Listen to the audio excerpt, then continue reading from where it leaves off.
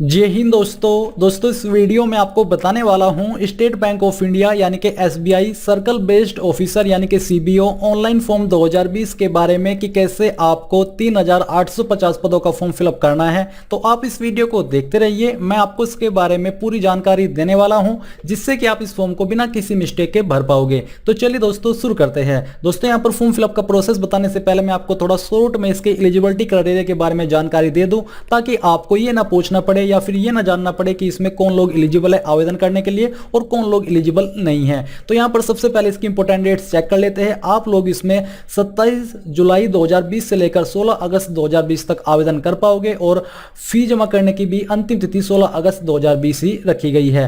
Application fees के बारे में अगर बात करें तो जनरल, ओबीसी और ईडब्ल्यूएस के लिए 750 रुपए है और SC ST PH के लिए कोई भी एप्लीकेशन फीस नहीं है। एज लिमिट यहां पर जो आपकी रखी गई है वो मैक्सिमम 30 साल है, बट यहां पर जो आपकी एज लिमिट काउंट की जाएगी वो आपकी 1/8/2020 तक की काउंट की जाएगी। इसी के साथ जो गवर्नमेंट रूल्स के अकॉर्डिंग छूट मिलती है SC ST कैंडिडेट को 5 साल की और ओबीसी को 3 साल की, वो भी आपको यहां पर दी जाएगी।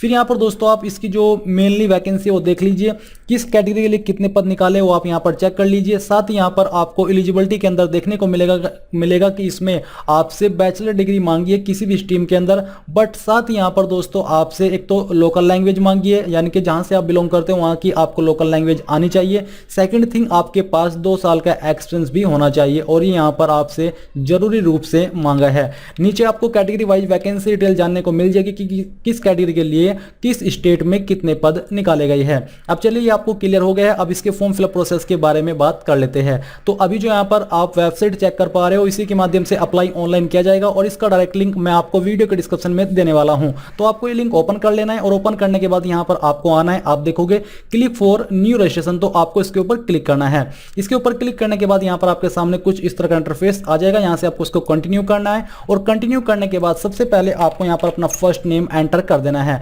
और यहां पर आपको दोबारा से अपने फर्स्ट नेम को डाल करके कंफर्म करना है। अगर आपका मिडिल नेम है तो यहां पर डाल दीजिए, नहीं तो आपको खाली छोड़ देना है। फिर यहां पर दोस्तों आपको अपना सरनेम यानी कि लास्ट नेम एंटर करना है और अपने लास्ट नेम को दोबारा से डाल करके कंफर्म कर देना है। फिर आता है मदर्स फुल नेम यानी कि आपकी माताजी का क्या नाम है उसका पूरा नाम आपको यहां पर 10वीं की मार्कशीट के अनुसार भरना है। मोबाइल नंबर आपका क्या हो यहां पर आपको डालना है, इसको दोबारा से डाल करके यहां पर कंफर्म करना है। फिर यहां पर आपको अपनी वैलिड ईमेल आईडी फिलअप कर देनी है। तो चलिए मैं यहां पर ये ईमेल आईडी फिलअप कर देता हूं।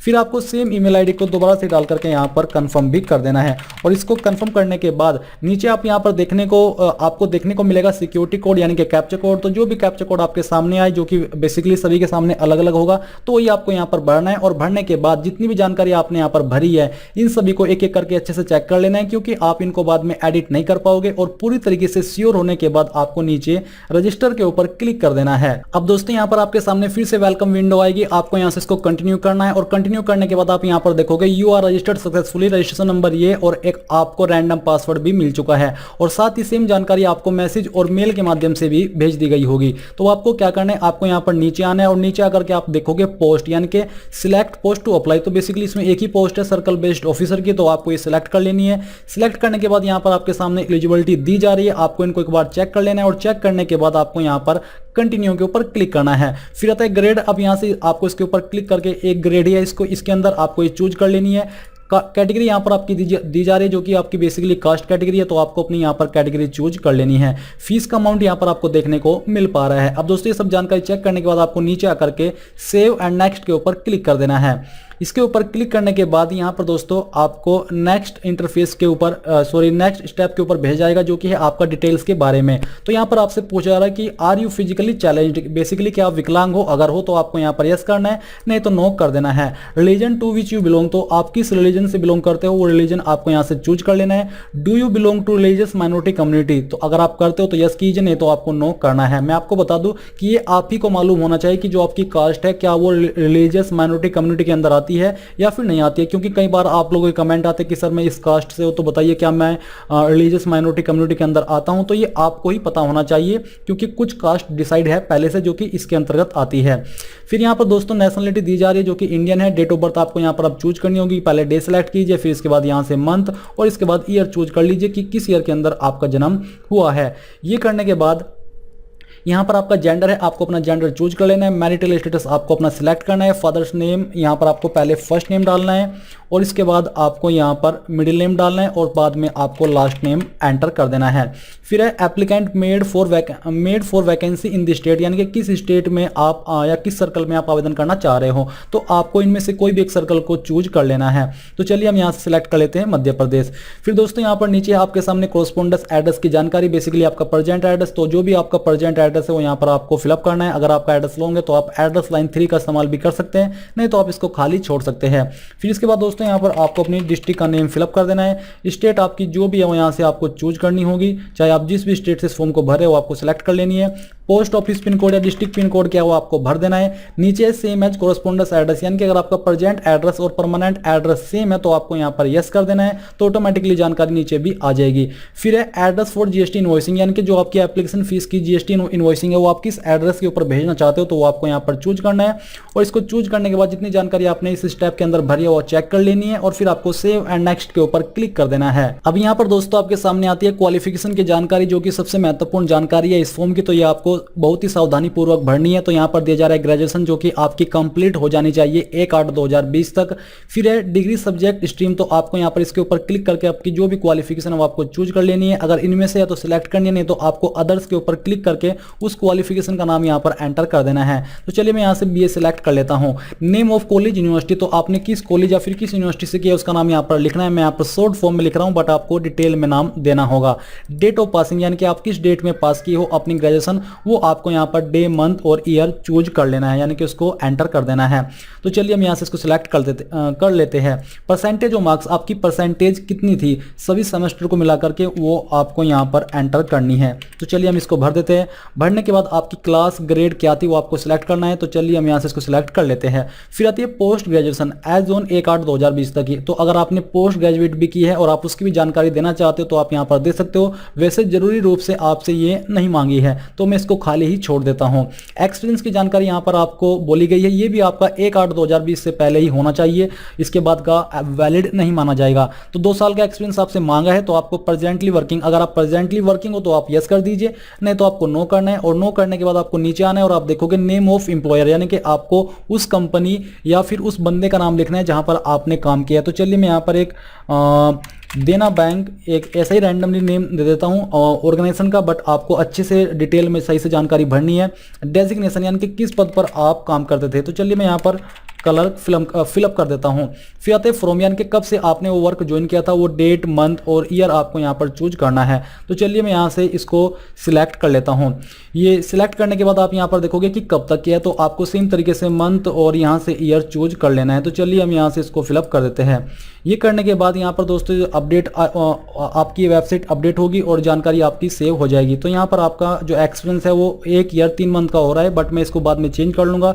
तो यहाँ पर नीचे आता है do you have minimum 2 year experience, या क्या आपके पास कंप्लीट एक्सपीरियंस है 2 साल का एज एंड, तो आपको यहाँ पर यस कर देना है। फिर आता है have you studied the specified local language of the applied state as one of the subject in 10th और 12th standard.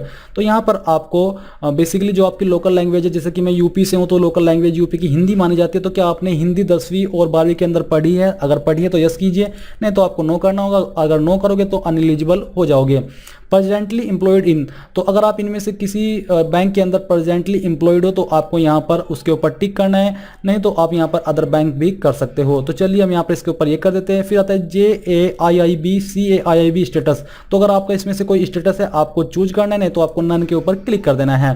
Professional qualification MBA, इनमें से अगर आपकी कोई प्रोफेशनल क्वालिफिकेशन है वो आपको चूज करनी है, नहीं तो आपको नन के ऊपर क्लिक कर देना है। Details of operational experience minimum 1 year of experience, तो यहाँ पर आपको इसकी डिटेल्स देनी है। Branch head, credit officer, manager branch operations या फिर अदर्स। तो चलिए मैं यहाँ से अदर्स सिलेक्ट कर लेता हूँ। तो ये आप ही को अपने जो आपका एक्सपीरियंस है उसके अकॉर्डिंग जानकारी भरनी है।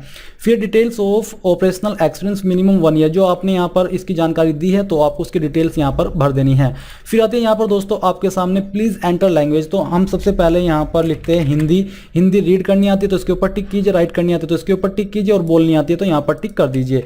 इसके बाद है यहाँ पर इंग्लिश, और इंग्लिश के बाद यहाँ पर दोस्तों आपको सेम तरीके से राइट टिक ये कर देना है। फिर आती है थर्ड लैंग्वेज, तो अगर आपको कोई आपकी लोकल लैंग्वेज है, जैसे कि आप महाराष्ट्र से हो तो वहाँ की मराठी है, गुजरात से हो तो गुजराती है, कर्नाटक से हो तो कन्नड़ है। तो इस तरह से आपको वो थर्ड लैंग्वेज यहाँ पर लिख करके इनके ऊपर राइट टिक कर देना है।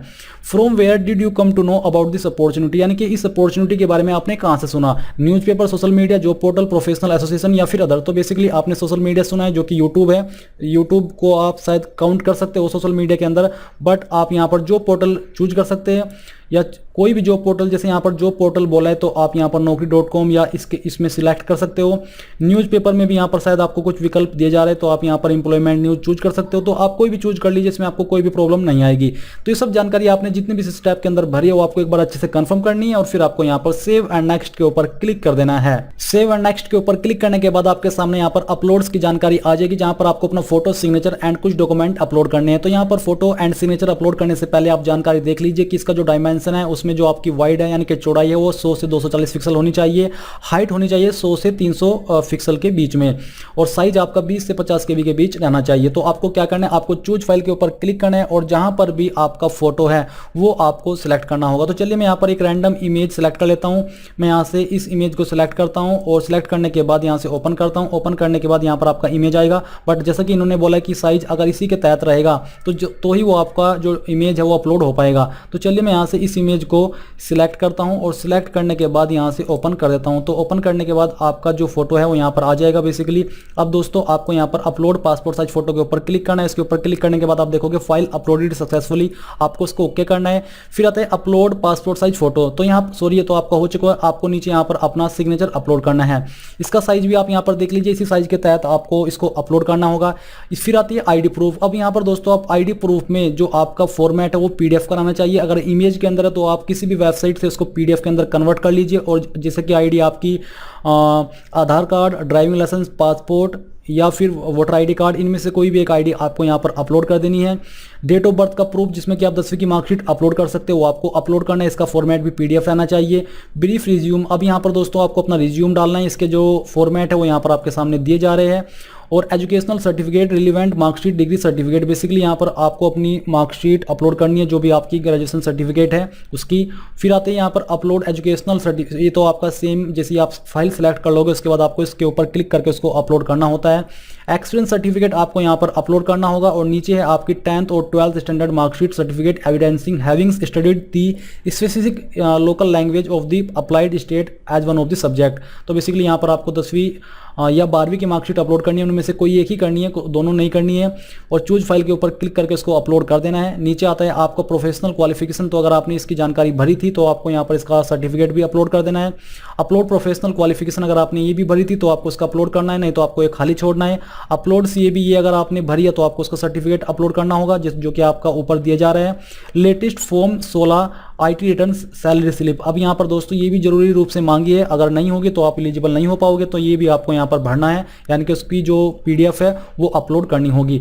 अगर कोई एनी अदर डॉक्यूमेंट है जो कि आप देना चाहते हो अपनी तरफ से तो वो भी आप यहाँ पर चूज फाइल के ऊपर क्लिक करके अपलोड कर सकते हो। तो ये सभी डॉक्यूमेंट अपलोड करने के बाद आपको यहाँ पर चेक भी कर लेना है, क्योंकि आपको लिंक मिल जाएगा जो कि PDF के फाइल के वाले होंगे। तो उनका प्रीव्यू आप चेक करके अच्छे से श्योर होकर के यहाँ पर नेक्स्ट के ऊपर क्लिक कर दीजिए। अब दोस्तों फाइनली आपके सामने आपके फॉर्म का प्रीव्यू आ चुका है, जहां पर आप प्रत्येक जानकारी एक वन लास्ट टाइम कंफर्म कर सकते हो। अगर आपको लगता है कि कहीं पर कोई जानकारी गलत है तो आप उसको अभी भी सही कर सकते हो, बट इसके बाद कोई भी जानकारी चेंज नहीं हो पाएगी। तो आपको क्या करना है, सभी जानकारी को चेक करना है और साथ ही I confirm this is my photograph, इसके ऊपर राइट क्लिक करना है। और यहाँ पर आपको जानकारी चेक करते हुए नीचे आना है और नीचे आकर के यहाँ पर आपको देखने को मिलेगा डिक्लेरेशन, आपको इसके ऊपर राइट क्लिक करना है और यहाँ पर आपका सिग्नेचर होगा। मैंने यहाँ पर एक रैंडम इमेज अपलोड किया क्योंकि इस वीडियो को मैं डेमो के रूप में बना रहा हूँ, तो इसलिए यहाँ पर आपको टिक कर देना है। टिक करने के बाद आप चाहे तो यहाँ से भी डाउनलोड प्रिंट के ऊपर क्लिक करके आपके जो फॉर्म का प्रिंट है वो ले सकते हो यहीं से भी, या फिर फीस जमा करने के बाद भी। तो अब यहाँ पर आपको क्या करना है, आपको पूरी तरीके से श्योर हो जाना है कि जानकारी सही है और फिर आपको फाइनल सबमिट के ऊपर क्लिक करना है और यहाँ से ओके कर देना है। अब ये करने के बाद यहाँ पर दोस्तों आपके सामने ये इंटरफेस आ जाएगा जो कि आपका बेसिकली फीस के बारे में है। तो आपको पे नाउ के ऊपर क्लिक करना है। यहाँ से दोस्तों आपको पेमेंट के पेज पर ट्रांसफर किया जाएगा। ये देख लीजिए आपके सामने पेज आ चुका है। आप यहाँ पर अपनी एप्लीकेशन फीस डेबिट कार्ड या फिर credit card, internet banking, Bhim UPI, इनमें से किसी भी माध्यम से जमा कर सकते हो। तो आप जिस भी माध्यम से करना चाहते हो कर दीजिए। और यहाँ पर जब आप फीस जमा करेंगे और फीस जमा करते समय अगर आपकी फीस अकाउंट से कट हो जाए बट यहाँ पर आपकी वेबसाइट के ऊपर या इस अकाउंट में अपडेट ना हो तो आपको दोबारा से फीस जमा नहीं करनी है। आपको कम से कम 24 से 48 घंटे का वेट करना है। इस समय के अंदर आपकी फीस 100% अपडेट हो जाएंगी। अगर आप जल्दबाजी करोगे तो आपकी दोनों बार की फीस चली जाएगी और रिफंड भी नहीं होगी। इसलिए ये चीज आपको ध्यानपूर्वक देखनी है, समझनी है। और दोस्तों बस यही थी आपकी state bank of India circle based officer online form 2020 के बारे में पूरी जानकारी। आई होप ये जानकारी आपको पसंद आई होगी। अगर आई है तो प्लीज उस वीडियो को लाइक, शेयर और साथ ही साथ आपके अपने यूट्यूब चैनल ज्ञानदेव होस्ट को सब्सक्राइब कर ले और सब्सक्राइब करने के बाद बेल के आइकन को दबा दे ताकि आपको आगे आने वाली वीडियोस के नोटिफिकेशन सबसे पहले मिल पाए। जय हिंद दोस्तों।